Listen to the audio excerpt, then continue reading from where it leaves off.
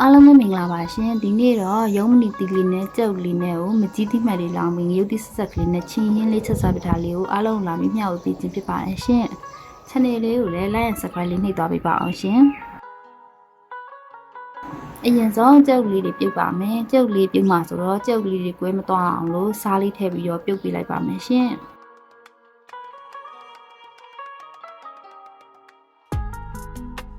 ကြောက်လေးပြုတ်ပြီးသားပြီဆိုတော့အခွန်လေးလွှာပေးလိုက်ပါမယ်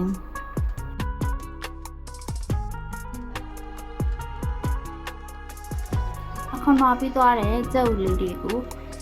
အရသာမှုံလေးတွေဝင်အောင်လို့ဓာတ်လေးနဲ့အရာလေးတွေမှုန်းပေးလိုက်ပါမယ်ရုံးမီတီလေးတွေကိုလည်းအနေတော်လေးတွေလိထားပေးလိုက်ပါမယ်ရှင်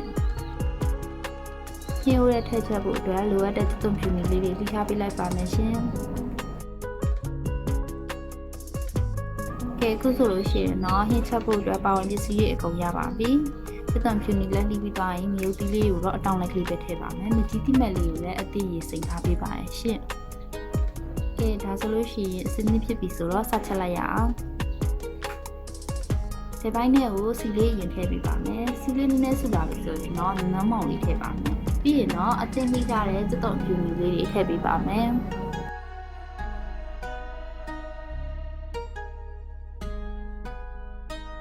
ဟင်းရောင်လေးလာဖို့အတွက်ဟင်းချက်မုံလေးထည့်ပေးလိုက်ပါမယ်ရှင်။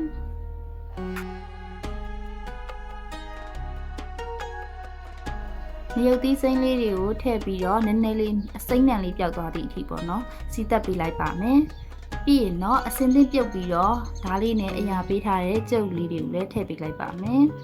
။ကြုတ်လေးတွေထည့်ပြီးသွားလို့ရှိရင်တော့အရသာဝင်အောင်လို့ဟင်းချုံမုံလေးတစ်စုံထည့်ပေးလိုက်ပါမယ်။ပြီးရင်စားလေးကိုတော့ဇုံးဝက်လောက်ပဲထည့်ပေးလိုက်ပါမယ်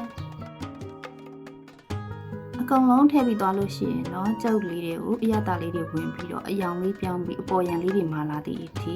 သူတို့ကိုကြော်ပေးလိုက်ပါမယ်ကဲခုဆိုလို့ရှိရင်တော့အပေါ်ရန်အကျော်အယောင်လေးလည်းပြောင်းသွားအရသာလေးလည်းဝင်သွားပြီဆိုတော့အသင်လေးထားတဲ့ရုံးနေတီလေးတွေကိုထည့်ပေးလိုက်ပါမယ်ပြီးရင်တော့ရုံးနေတီလေးတွေမျိုးကိုအတွက်ရေလေးထည့်ပါမယ်မကြီးတိမဲ့အသင်းဖြော်ထားတဲ့ရေတွေလည်းထည့်ပြီးတော့အဖုံးလေးအုပ်ထားပေးလိုက်မယ်ဆိုရင်တော့ရပါပြီခဏနေလို့အဖုံးလေးဖွင့်ကြည့်လို့ရေလေးဆူလာပြီဆိုလို့ရှိရင်တော့ကြုတ်ချင်ဟင်းလေးရပါပြီအရသာပုံစံကိုတော့ကိုလိုတလိုဖြစ်စွနိုင်ပါတယ်ရှင်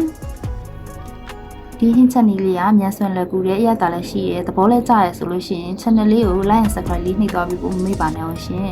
လာကြည့်ရှုပေးရတော့လည်းအားလုံးကိုကျေးဇူးတင်ပါတယ်ကိုကြီးကျမချင်းစိတ်ချမ်းသာခြင်းနဲ့ပြည့်စုံပါစေရှင်နောက်တင်မဲ့ဗီဒီယိုလေးမှာလည်းပြန်တွေ့ကြပါရစေရှင်အများကြီးကြည့်ရှုအားပေးကြပါအောင်အားလုံးပဲတတား